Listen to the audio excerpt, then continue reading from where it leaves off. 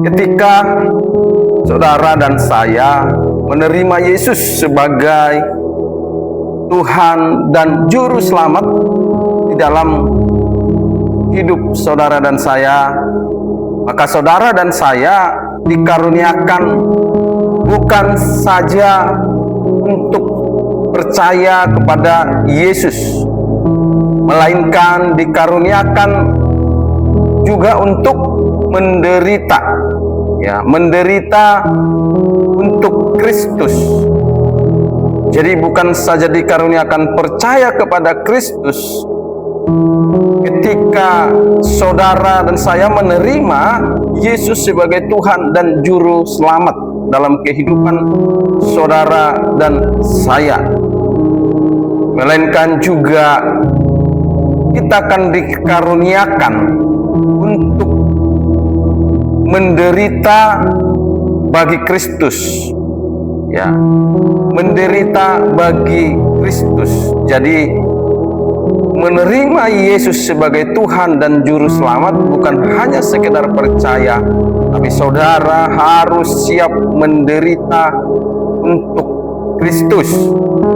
Dalam Filipi 1 ayat 29 sampai dengan 30 dikatakan di sini, sebab kepada kamu dikaruniakan bukan saja untuk percaya kepada Kristus, melainkan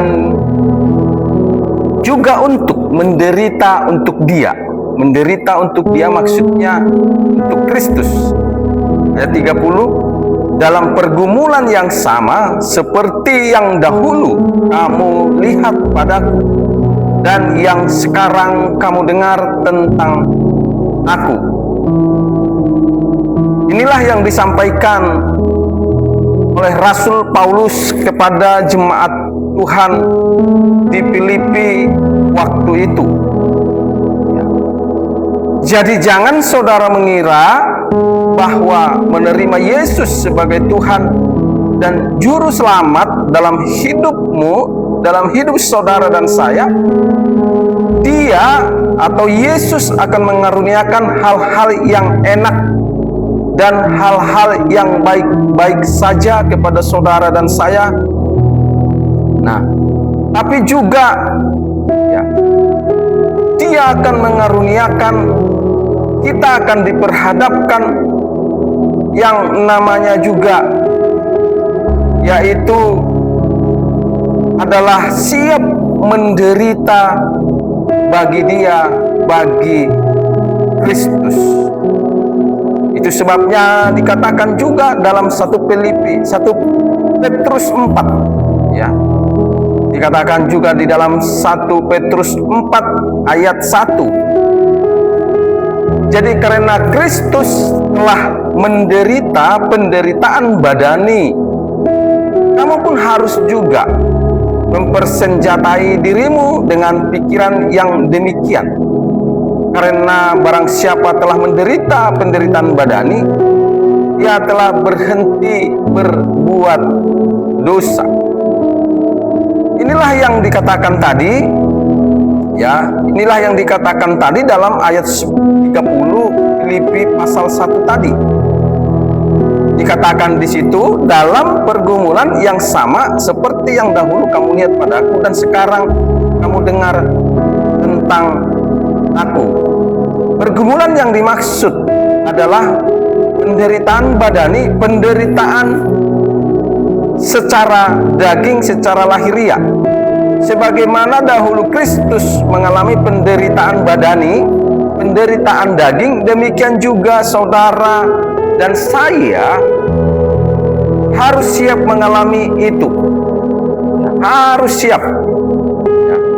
Jadi menerima Tuhan Yesus sebagai Tuhan dalam kehidupan saudara, saudara jangan mengira atau saudara mengharapkan bahwa saudara akan Tuhan karuniakan hidup yang baik-baik saja, hidup yang diberkati, hidup yang tenang.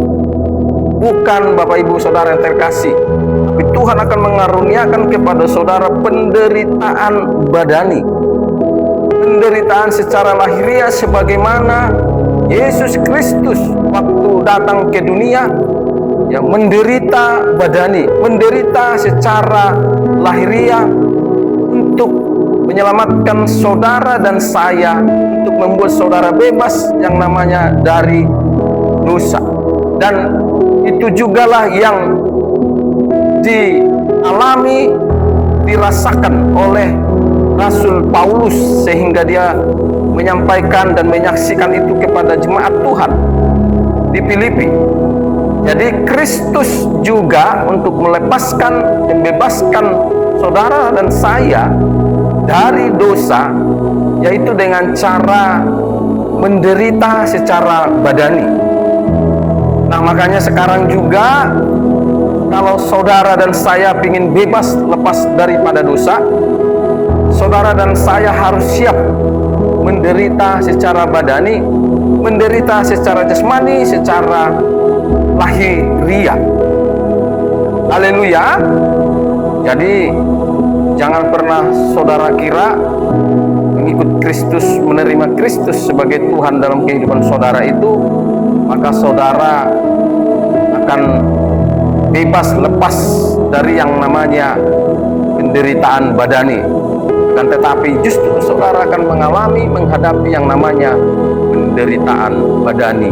Tujuannya adalah supaya saudara lepas, bebas dari yang namanya dosa yang akan membawa saudara pada kebinasaan. Haleluya. Tuhan Yesus memberkati.